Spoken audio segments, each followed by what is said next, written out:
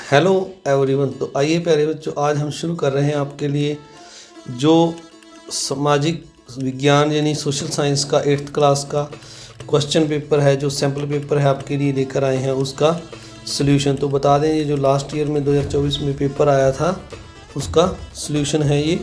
तो देखिए, सबसे पहले यहाँ पर भाग क्या है, बहुविकल्पीय प्रश्न 1-1 अंक के हैं। तो पहले प्रश्न में लिखा है, बाबर ने इब्राहिम लोदी को किस युद्ध में हराया। तो इसका जो आंसर है वो है पानीपत का पहला युद्ध, यानी ए ऑप्शन। उसके बाद दूसरा प्रश्न है, भारत कैसा देश है, निरंकुश, धर्मनिरपेक्ष, तानाशाह, धार्मिक। तो जो भारत है धर्मनिरपेक्ष देश है। अगला 3 नंबर प्रश्न है, संविधान के किस अनुच्छेद के अनुसार भारत छुआछूत का उन्मूलन किया जा चुका है। तो ये 3 अनुच्छेद लिखे हैं, 4 इसमें जो सी ऑप्शन है अनुच्छेद 17 इसका उत्तर है। 4 नंबर प्रश्न है, पुर्तगाली नागरिक वास्को डी गामा ने भारत की खोज कब की। तो 4 ऑप्शन है, 1497, 1570, 1710, 1498। तो डी इसका उत्तर है, 1498 में भारत की खोज हुई। तो उसके बाद की मतलब वास्को डी गामा ने। अगला प्रश्न है, बक्सर के युद्ध में अंग्रेजों ने अवध के किस नवाब को हराया। तो ये 4 ऑप्शन लिखे हैं, इनमें जो 4 नंबर ऑप्शन डी है, शजाउद्दौला इसको हराया। तो इसके बाद अगला है 6 नंबर प्रश्न, औरंगजेब की मृत्यु कब हुई। तो ये 4 ऑप्शन आपकी स्क्रीन पर हैं, इनमें से 1707 बी ऑप्शन इसका सही उत्तर है। इसके बाद अगला प्रश्न है, लोहगढ़ के दुर्ग का निर्माण किसने करवाया। तो ये 4 ऑप्शन हैं, इनमें से जो ऑप्शन नंबर ए है सूरजमल, ये इसका सही उत्तर है। इसके बाद अगला प्रश्न है, 8 नंबर प्रश्न है, rise of the Maratha power की रचना निम्न में से किसने की। महादेव, गोविंद रनाडे, बंदा बहादुर, इब्राहिम लोदी, छत्रपति शिवाजी। तो आगे इसका उत्तर जानने से पहले आप सभी से एक रिक्वेस्ट, अगर आप चैनल पर नए हैं तो चैनल को सब्सक्राइब जरूर करें, वीडियो को लाइक करें और अपने दोस्तों मित्रों में इस वीडियो को ज़्यादा से ज़्यादा शेयर करें। तो इसका जो उत्तर है वो ए ऑप्शन महादेव गोविंद रनाडे है। इसके बाद अगला प्रश्न है, 9 नंबर प्रश्न, किस खनिज को काला सोना कहा जाता है। तो पेट्रोलियम ए ऑप्शन है जो इसका उत्तर है, पेट्रोलियम को काला सोना कहा जाता है। किस संसाधन का आर्थिक मूल्य नहीं होता। तो इनमें से जो 4 ऑप्शन है, इनमें जो मनोरम दृश्य है, डी इसका कोई आर्थिक मूल्य नहीं होता। 11 नंबर प्रश्न है, किस शहर को भारत का मैनचेस्टर कहा जाता है। तो इन 4 ऑप्शनों में से जो अहमदाबाद डी ऑप्शन है वो भारत का मैनचेस्टर है।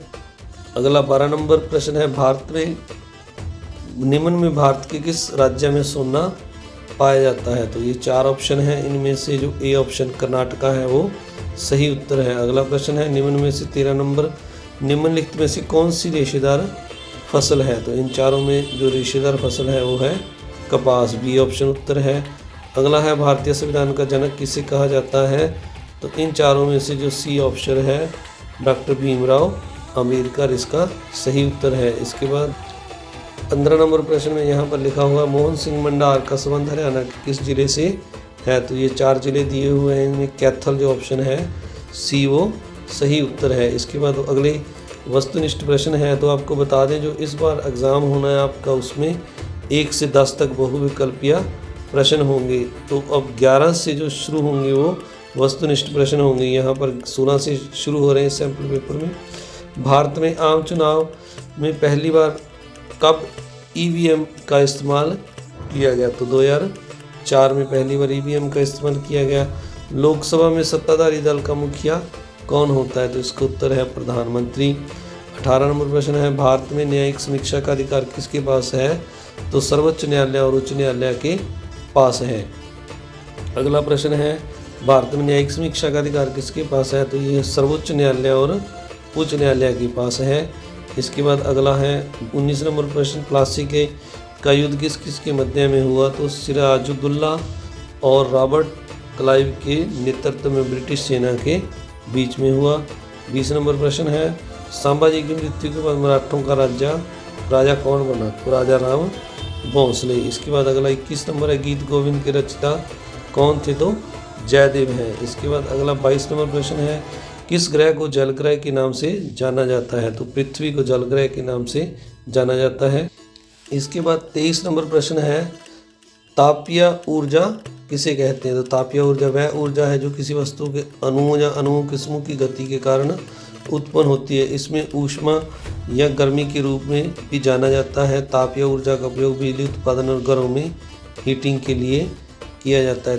24 नंबर प्रश्न है, किस फसल को सुनहरी रेशा कहा जाता है? तो जूट। 25 नंबर है, किस उद्योग को आधुनिक उद्योगों का मेरुदंड कहा जाता है? तो लोहा और इस्पात को। इसके बाद आगे 2-2 अंक के प्रश्न हैं। तो जो आपका एग्ज़ाम इस बार होना है उसमें 21 से शुरू होंगे 2-2 अंक के, 20 तक जो हैं 1-1 अंक के हैं, 1 से 20 तक। तो यहाँ ये सैम्पल पेपर है पिछले साल का। तो इसमें यहाँ पर लिखा हुआ है अति लघुतरात्मक प्रश्न अंक 2, सरकार द्वारा लोगों को दी जाने वाली कोई 4 मूलभूत सुविधाएं बताओ। तो लोगों को जो सुविधाएं दी जाती हैं, शिक्षा, बिजली, स्वास्थ्य सेवाएं, सड़क और परिवहन। तो इस तरह अगला 27 नंबर है, हमें कानून की ज़रूरत क्यों है? तो ये यहाँ पर पॉइंट लिखे हैं, आपने इन सभी को पढ़ लेना है। कानूनों की ज़रूरत हमें क्यों है? न्याय और समानता के लिए, व्यक्तिगत स्वतंत्रता और अधिकारों की सुरक्षा के लिए, विवादों का निपटारा करने के लिए। इसके बाद अगला 28 नंबर प्रश्न है, धर्मनिरपेक्षता से आप क्या समझते हैं? तो धर्मनिरपेक्षता की यहाँ पर ये परिभाषा लिखी हुई है, आपने पढ़ लेना है। ये सारी जो है धर्मनिरपेक्षता का मतलब लिखा हुआ है यहाँ पर। तो इसके बाद 28 के बाद हम आगे चलते हैं 29 नंबर प्रश्न की ओर। 29 नंबर प्रश्न में लिखा है रैतावाड़ी व्यवस्था किसे कहते हैं? तो ये इसकी परिभाषा है रैतावाड़ी व्यवस्था की, आपने इसको देख लेना है। क्योंकि थोड़ा सा वीडियो को छोटा करने के लिए प्यारे बच्चों मैं आपको ये दिखा रहा हूँ, आपने इसको रोककर इसकी जो डेफिनेशन है इसको पढ़ लेना है। इसके बाद अगला प्रश्न करते हैं। 30 नंबर प्रश्न में लिखा हुआ है यहाँ पर जजिया कर के बारे में आप क्या जानते हैं? जजिया कर के बारे में जो इसकी परिभाषा है, इसके बारे में जो ये लिखा हुआ है यहाँ पर, आपने इसको पढ़ लेना है। ये जजिया कर के बारे में है। इसके बाद आगे है हाशियाकरण से आप क्या समझते हैं? तो ये हाशियाकरण का मतलब होता है किसी व्यक्ति या समुदाय को किनारे या हाशिए पर धकेल देना। हाशियाकरण का एक सामाजिक प्रक्रिया जिसके माध्यम से कुछ व्यक्तियों या समूहों को राज्य के समाज की मुख्य धारा से बाहर रखा जाता है। इसके परिणाम स्वरूप वे सामाजिक, आर्थिक, राजनीतिक, सांस्कृतिक लाभों से वंचित हो जाते हैं। हाशियाकृत लोगों या समुदाय गरीब, कमज़ोर होते हैं और इनको हीन दृष्टि से देखा जाता है। इसके बाद अगला प्रश्न करते हैं। 32 नंबर प्रश्न में लिखा हुआ है संसाधन संरक्षण क्या है? तो ये 32 नंबर प्रश्न का उत्तर है आपकी स्क्रीन पर। संसाधन संरक्षण का अर्थ जो है यहाँ पर लिखा हुआ है, ये आपने पढ़ लेना है। ये सारा इसका उत्तर आ रहा है स्क्रीन पर, धीरे धीरे आपने इसको पढ़ते रहना है। इसके बाद अगला प्रश्न करते हैं 34 नंबर, मानव को संसाधन क्यों समझा जाता है? तो इसको थोड़ा सा कम जूम कर देते हैं। लोग किसी भी देश में सबसे बड़े संसाधन होते हैं। तो ये इसका उत्तर है, आपने इसको पढ़ लेना है। ये सारा इसका उत्तर है। इसके बाद अगला प्रश्न करते हैं। भाग ग है, इसमें लघुतरात्मक प्रश्न है 3-3 अंक के। तो ये यहाँ से शुरू होते हैं। यहाँ पर पहला प्रश्न लिखा है सामाजिक न्याय से आप क्या समझते हैं? इसकी परिभाषा है, ये आपने देख लेनी है सामाजिक न्याय की। इसके बाद जो आगे बढ़ने से पहले आप सभी से एक रिक्वेस्ट है कि अगर आप चैनल पर नए हैं तो चैनल को सब्सक्राइब जरूर करें, वीडियो को लाइक करें और अपने दोस्तों मित्रों में इस वीडियो को शेयर भी जरूर करें। अगला 35 नंबर प्रश्न है किसी लोकतांत्रिक देश को संविधान की ज़रूरत क्यों होती है? तो ये संविधान की जो ज़रूरत के मुख्य पॉइंट है स्क्रीन पर है आपके, इनको आपने पढ़ लेना है प्यारे बच्चों। थोड़ा सा वीडियो को शॉर्ट करने के लिए मैं आपको बोल रहा हूँ, इसको आपने जो है पोज करके इन पॉइंटों को आपने पढ़ लेना है। इसके बाद आगे चलते हैं। 35 के इन पॉइंट्स को आपने बारी बारी से देख लेना है। इसके बाद 3 के बाद 4 नंबर पॉइंट है, ये 4 के बाद आगे 5 नंबर है। तो इन पॉइंट्स को आपने देख लेना है।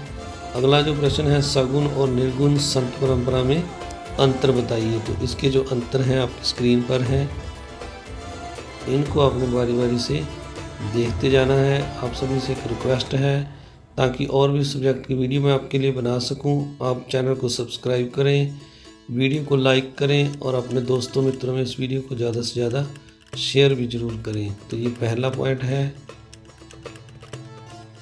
इसके बाद ये दूसरा पॉइंट आ गया है, आप पोज करके पढ़ते रहिए।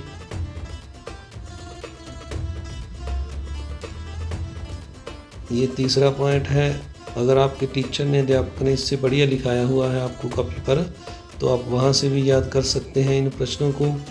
ये ज़रूरी नहीं है कि जैसे यहाँ पर दिखाए जा रहे हैं यही उत्तर लिखने, आप अपने टीचर के बताए हुए भी कर सकते हैं। 37 नंबर प्रश्न है, जाटों द्वारा मुगलों के प्रतिरोध के क्या कारण हैं। तो ये जाटों के जो प्रतिरोध के कारण हैं ये निम्नलिखित हैं, इनको आपने देखना है। ये पहला पॉइंट है, फिर दूसरा पॉइंट आ रहा है, इसके बाद ये तीसरा पॉइंट आ रहा है, फिर 4 नंबर, फिर 5, फिर 6 नंबर। अगला 38 नंबर प्रश्न है, प्रवास क्या है, ये कितने प्रकार का होता है। तो ये प्रवास की डेफिनेशन है, आपने देखनी है। इसको भी आप अपनी कॉपी से कर सकते हैं या यहाँ से देख सकते हैं। प्रवास के बारे में ये बताया हुआ है सारा, जो प्रश्न में पूछा गया था। इसके बाद अगला प्रश्न है, एक ही धर्म के भीतर अलग अलग दृष्टिकोणों के कुछ उदाहरण दीजिए।